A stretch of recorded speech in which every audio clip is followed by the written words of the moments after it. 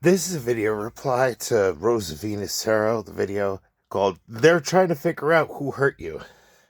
Alright, well, ultimately, I could tell you right now, we'd have a pretty definitive and straightforward answer had former Davidson County Lieutenant Jamie Shushki didn't end up having the surveillance videos, directly pointed at the cell. Have those videos just magically vanish, or also known as, evidence tampering, especially when, you know, torture ends up happening at a federal facility. That usually ends up going ahead and giving a good indicator of, who done what. Yeah, that usually makes it pretty fucking easy to figure out, you know?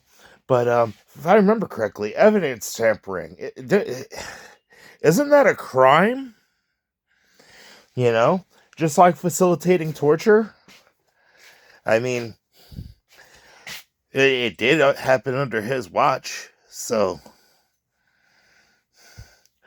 But I'm just saying, ultimately, when it ends up getting so bad that, it takes almost the entirety of a specific blood type, pretty much the entire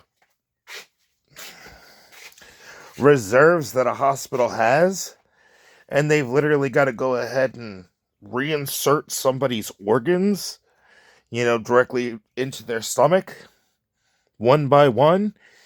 Yeah, that's usually a pretty big indicator that something bad fucking happened.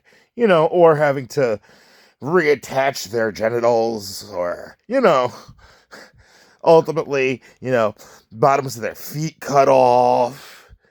Yeah, those are some pretty big indicators, And there's a surgical stitch still in the neck, so, I'm guessing stabbed in the neck also, Oh, and, literally ending up having to be put in a medically induced coma because the brain swell's so bad, multiple brain surgeries.